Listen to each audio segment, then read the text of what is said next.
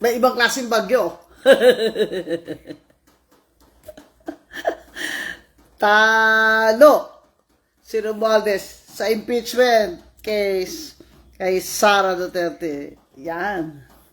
Yan pa naman ang gustong-gusto niya mangyayari para makatakbo siya at manalo ng president. Alam niyo naman, ang style ni Martin Romualdez, di ba? Disqualify the enemy. Di ba? Kaya sa district niya, wala siyang kalaban, pinadisqualify niya rin.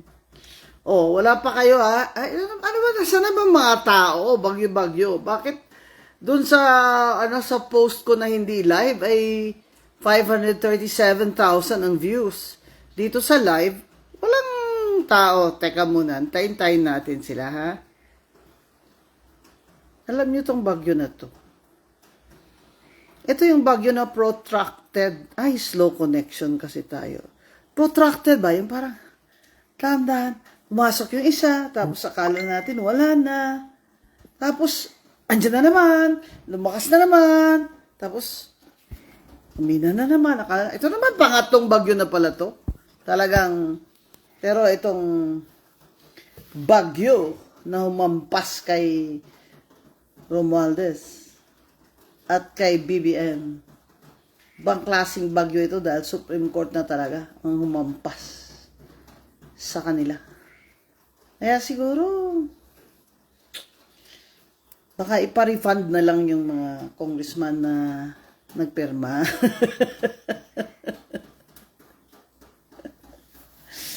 Yan kasi, tinanong kayo ng Supreme Court, nabasa ba lang lahat ng congressman at congresswoman ang impeachment complaint na yan na inakyat doon sa Senado? Pang-apat yan na complaint ang inakyat nila. Ano ang nangyari doon sa tatlo? Kasi nakalagay sa saligang batas sa konstitusyon, isang impeachment complaint lang ang pwedeng i-file sa isang taon kada opisyal. O, buwan lang. Dapat yung first complaint lang, inakyat niya. Diba? Ano nangyari dun sa tatlo? Pinapasagot sila. Pero, sabi ni Romualdez, hindi kami sasagot. Bakit?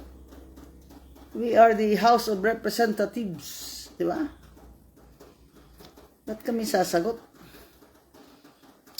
It's beneath them to answer the Supreme Court. Kaya ayan. Ayan. Yan.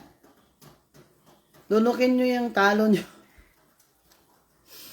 Nahirap talaga Nahirap talaga pag puro na sobra na yung kapangyarihan sa ulo. Sumobra na. Yung parang wala nang makakapigil sa kanya. Yung parang hari na siya. Di ba may Pangulo ang Pilipinas, may Presidente? Bakit itong speaker Parang siya yung pinaka-powerful man in this country. Ba't pinakayaan lang siya ni BBM? Yan ang problema. Kasi hindi man lang niya ma-stop yung pinsan niya. Kahit na ganito na ang mga nangyayari. Yung budget is scandal and skandalo dun sa budget. Na hanggang ngayon, nasa Supreme Court pa yung petition against the House of Representatives. And even against the entire Congress. Di ba? Skandalo na para bang tunulak na lang yun sa lalamunan ng mga tao. Wala. Parang sinasabi lang, wala kaming dyan. Anong delikadesa? Wala yan. Wala yan. Basta importante, hawak natin yung pera. Yun ang pamigay natin, lalo na at magkakampanya na. Yun. Kaya po yun talaga. Ang napakalaking problema ni BBM ay ang pinsan niya. Kaya BBM, tanggalin mo na yung pinsan mo, speaker. Tanggalin mo na yan. Yan ang nakakasama ng image mo.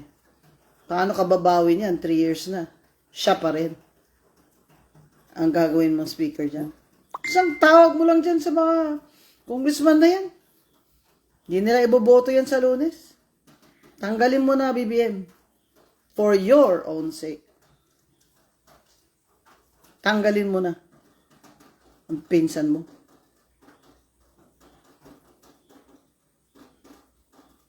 Ayan na. Dineclare na ng Supreme Court na unconstitutional ang impeachment complaints kay Vice President Sara Duterte. Nakasaad po kasi sa ating saligang batas, ang konstitusyon, na ang impeachable officers, kagaya ng Vice President, ay pwede lamang ma-impeach minsan, once lang, sa isang taon, bawat opisyal na impeachable. At ano po ang ginawa dito ni Speaker Romualdez? 4 na complaint po ang pinagfa-file sa isang taon. Hindi lamang 2. 4 talaga. At kaya sagot ang House of Representatives at ang Speaker ng Supreme Court. Sagutin ito mga katanungan ito. Ano nangyari doon sa 3 impeachment complaint? Bakit itong pang-4, ito yung inakyat nyo doon sa Senado? Bilang itong complaint na siyang basihan ng paglilitis o impeachment. Nasaan ang 3? Ano nangyari sa 3? Anong nga komite ang nagpasa nito? Sinabi pa ng Supreme Court, sagutin ni Speaker. Nabasa ba ng lahat ng congressman at congresswoman ang impeachment complaint na yan bago nila pinirmahan? Di ba may narinig tayong mga haka-haka dyan, pero palagay ko totoo yun, na pinatawag daw ang mga congressman na mga majority, mga congressman na under the thumb of Speaker Romualdez, pinatawag daw at doon sila nagpirmahan. Yung mga hindi pumirma, yun yung hindi pumunta o hindi pinatawag. Kaya, ang tanong ng Supreme Court, nabasa ba ng lahat yung impeachment complaint na yon? Yung pang-4 bago yan pinirmahan ng mga sumang-ayon? Hindi na po sumagot. Yan ho ang problema. Kung ating House of Representatives ay sinasabi niyang siya, ang Speaker, ay hindi po niya sasagutin ang Supreme Court. Abay, ngayon ka lang makakita ng sabi democratic na bansa na ang House of Representatives ay ayong sumagot sa Supreme Court. Sa Amerika na.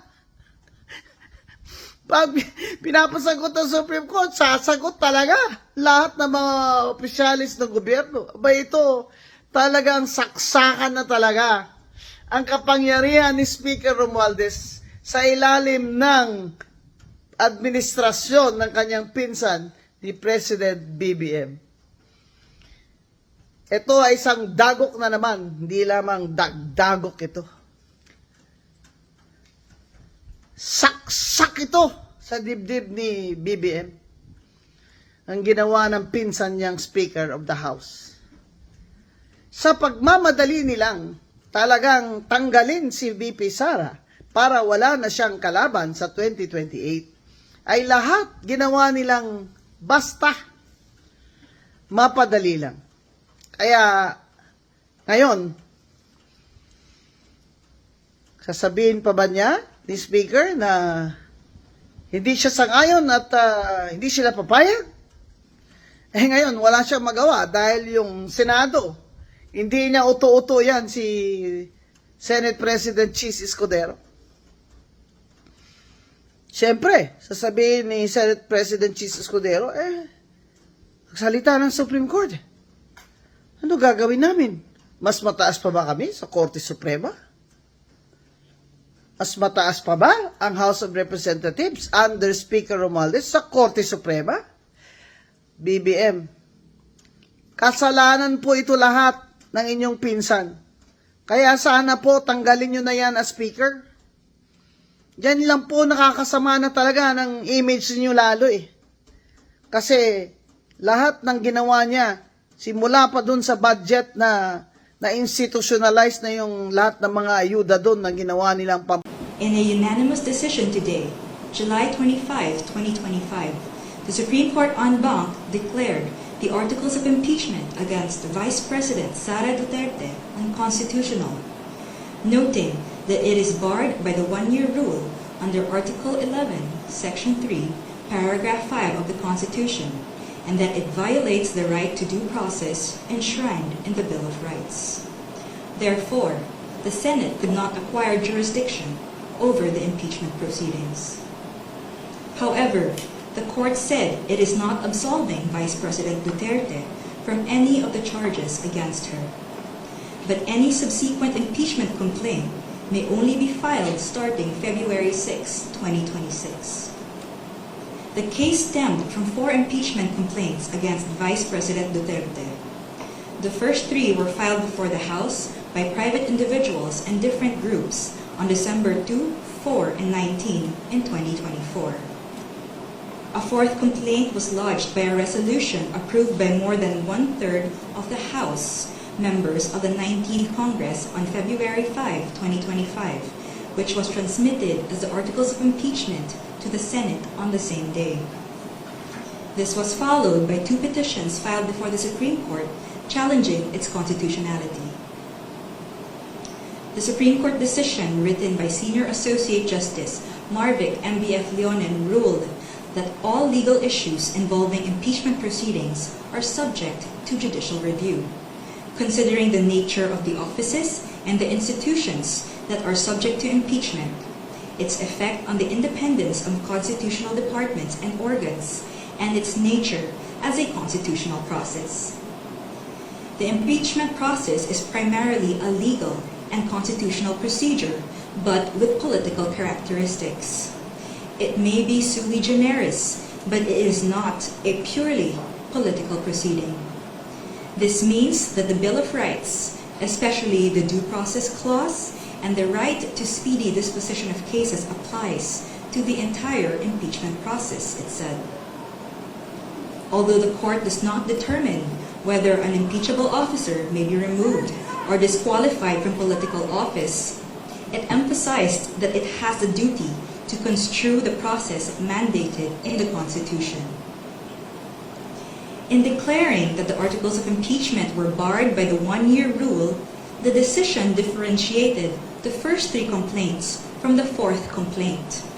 The first 3, it said, were filed under Article 11, Section 3, Paragraph 2 of the Constitution, which allows any citizen to file a verified complaint with an endorsement by any House member. The 4th one was through Article 11, Section 3, Paragraph 4 of the Constitution, through a verified complaint or resolution filed by at least 1/3 of the House members. The court took note that the House and the 19th Congress did not act on the first 3 endorsed complaints, which were considered terminated or dismissed upon adjournment of the House. The 3 impeachment complaints were archived and therefore deemed terminated or dismissed on February 5, 2025. Therefore, no new impeachment complaint, if any, may be commenced earlier than February 6, 2026, the Supreme Court held. Under Article 11, Section 3, Paragraph 5 of the Constitution, no impeachment proceedings shall be initiated against the same official more than once within a period of 1 year. According to the decision, the one-year bar is reckoned from the time an impeachment complaint is dismissed or is no longer viable. A key issue in the petitions is whether the House complied with the 10-session day requirement under the Constitution for including a verified impeachment complaint in the order of business of the House. The court ruled that the House was able to comply with the requirement by putting the 3 endorsed impeachment complaints in the order of business of the House of Representatives, since a session day is not equivalent to a calendar day. It is a period that starts from a call to order until the session is adjourned, regardless of the passage of time. However, the court reminded the House that Article 11, Section 3, Paragraph 2 of the Constitution clearly requires that a verified impeachment complaint be immediately put in the order of business within 10 session days from its endorsement. The Constitution does not grant either the Secretary General or the Speaker of the House any discretion to determine when this period commences. Consequently, the House of Representatives is not granted any discretion except to refer these matters to the proper committee within 3 session days. However, the House may opt to consolidate all impeachment complaints properly commenced and endorsed within these periods. The court also determined that due process applies to the impeachment process. It laid down the following due process requirements in impeachment proceedings. First, the articles of impeachment or resolution must include evidence when shared with the House members, especially those who are considering its endorsement. Second, the evidence should be sufficient to prove the charges in the articles of impeachment. Third, the articles of impeachment and the supporting evidence should be available to all members of the House of Representatives, not only to those who are being considered to endorse. Fourth, the respondent in the impeachment complaint should have been given a chance to be heard on the articles of impeachment and the supporting evidence to prove the charges prior to its transmittal to the Senate, despite the number of endorsements from House members. The House of Representatives must be given reasonable time to reach their independent decision of whether they will endorse an impeachment complaint.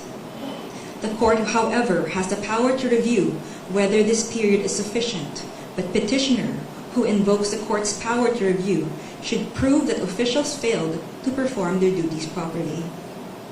Sixth, the basis of any charge must be for impeachable acts or omissions committed in relation to their office and during the current term of the impeachable officer.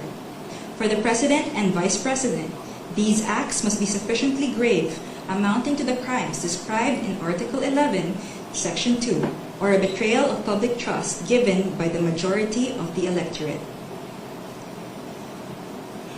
For the other impeachable officers, the act must be sufficiently grave that they undermine and outweigh the respect for their constitutional independence and autonomy. And seventh, to ensure that respondent in the impeachment complaint is heard under the requirements of due process in the procedure under Article 11, Section 3, Paragraph 4, the House of Representatives is required to A. Provide a copy of the articles of impeachment and its accompanying evidence to the respondent to give him or her an opportunity to respond within a reasonable period to be determined by the House rules. The Constitution only requires an opportunity to be heard. It is up to the respondent to waive this fundamental right and opt to present his or her evidence at the Senate trial. And B. Make the articles of impeachment with its accompanying evidence and the comment of the respondent available to all members of the House of Representatives. It is the House, not 1/3 of the House, that has the sole prerogative to initiate impeachment complaints. Thus, there must be some modicum of deliberations so that each member representing their constituents can be heard and thus convince others of their position. The transmittal will only take place upon the qualified vote of 1/3 of the House. We quote from the final note of the unanimous decision. It is not our duty to favor any political result. Ours is to ensure that politics are framed within the rule of just law. We cannot concede the sobriety of fairness inherent in due process of law to the passions of a political moment. Our fundamental law is clear. The end does not justify the means. We understand our history. We have learned that in the past, momentary desires to do what is convenient and concede means to ends have inadvertently created precedents that weaken the succor of law for those who dissent, or those at our society's margins, or those who may have fallen out of grace from the powers that be. We have learned that the clash of political interests in the past, often disguised by noble intentions, has obscured the need to address the real problems of corruption, inequality, poverty, and disempowerment faced by our people. We will not allow that to happen again. We will not hesitate to declare what is legal, just and right for our people. There is a right way to do the right thing at the right time. This is what the rule of just law means. This is what fairness or due process of law means, even for impeachment." End of quote. The Supreme Court's ruling is immediately executory. It shall be deemed served on the petitioners and released upon publication in the Supreme Court website and receipt of the parties of their digital copy in accordance with the guidelines on the transition to electronic filing in the Supreme Court. We urge everyone to read the full text of the decision and the concurring opinions. Thank you very much.